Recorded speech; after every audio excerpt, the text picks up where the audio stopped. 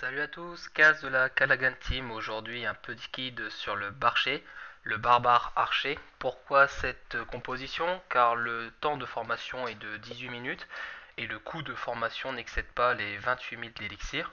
Donc une attaque rentable et efficace. Donc trois façons d'attaquer avec le Barcher. La première qu'on va voir avec Loïc, le chef de la Callaghan Team, l'attaque raccro. Une attaque qui consiste à attaquer les extracteurs lorsqu'ils sont à l'extérieur, ou les réservoirs bien entendu, et qui soit rempli. Donc une première ligne de barbares pour attaquer, pour encaisser un maximum de dégâts, suivie d'une ligne d'archers pour infliger un maximum de dégâts. Loïc qui commence son attaque avec un minimum de troupes. Le but de l'attaque raccro est un minimum de troupes pour un maximum de rentabilité. Mais étant donné que c'est une grosse pince, je pense que ça n'excédera pas les 50 unités. Voilà l'attaque qui se finit. Alors 210 000 d'or volés, 200 000 d'élixir et 60 troupes. 60 troupes quand même utilisées par notre chef de team. Ça doit lui faire mal au cœur. Donc une belle rentabilité pour un minimum de temps. On va continuer avec Ninik de la Callaghan Team toujours. 300 000 d'or à voler, 250 000 d'élixir. Donc là, c'est une attaque finesse. Finesse va consister à éparpiller ses troupes un peu partout. Cette fois-ci, les réservoirs et les extracteurs sont à l'intérieur et bien remplis. Donc une première ligne de barbares, toujours pareil, pour encaisser des coups, suivie d'une ligne d'archers, pour infliger un maximum de dégâts.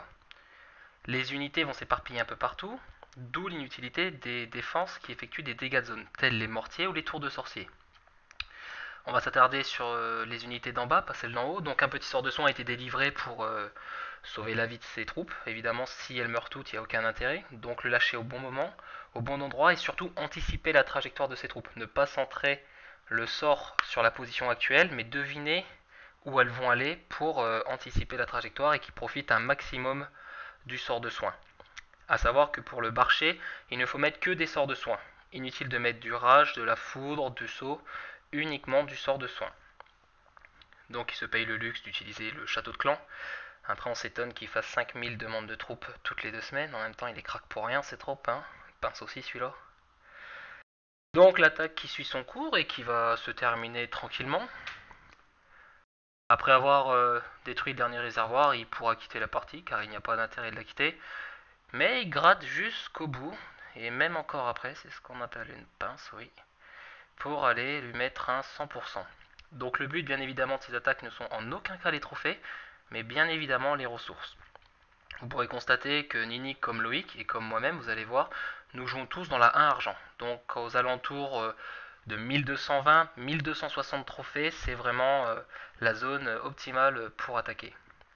Une dernière manière d'attaquer avec le Barcher, donc l'attaque bourrin. Cette fois-ci, les ressources se trouvent à l'intérieur, dans les réservoirs et assez au centre, il faut dire ce qui est. Donc raccro ne marchera pas, finesse ne marchera pas. Il faut un effet de masse et il faut rentrer en force. Donc je vais choisir le côté droit pour rentrer. Avant de rentrer, je vais déblayer les camps militaires et les extracteurs d'élixir qui sont en bas. Sinon mes barbares et mes archers, le barbare est la troupe la plus intelligente de Clash bien entendu, vont faire le tour de la muraille et non pas rentrer à l'intérieur comme je le souhaiterais. Donc voilà, je finis de déblayer. Pour être sûr que mes troupes iront bien où je veux, donc c'est-à-dire à la pointe, entre la tour d'archer et la tour de sorcier, je lâche un barbare. Je vois que le barbare allait vers le bas, au niveau du mur, donc ça me convient parfaitement. Je lâche un maximum de troupes, donc barbare, archer. Je fais le sort de rage de mon roi barbare. Pourquoi? Parce que tous les barbares qui sont à l'intérieur vont en profiter, et exclusivement les barbares. Donc ça fait à peu près 110 barbares en rage, sans compter le roi des barbares, ce qui fait un bon burst pour pénétrer les murailles et progresser jusqu'au centre. Voilà, en une dizaine de secondes, je suis déjà à l'intérieur.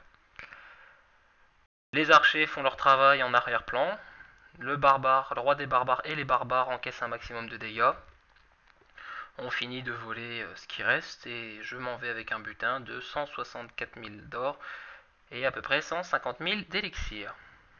Voilà, inutile de rester plus longtemps. J'espère que ce petit guide vidéo vous a été utile, donc n'hésitez surtout pas à utiliser cette attaque. Allez, à bientôt pour d'autres vidéos.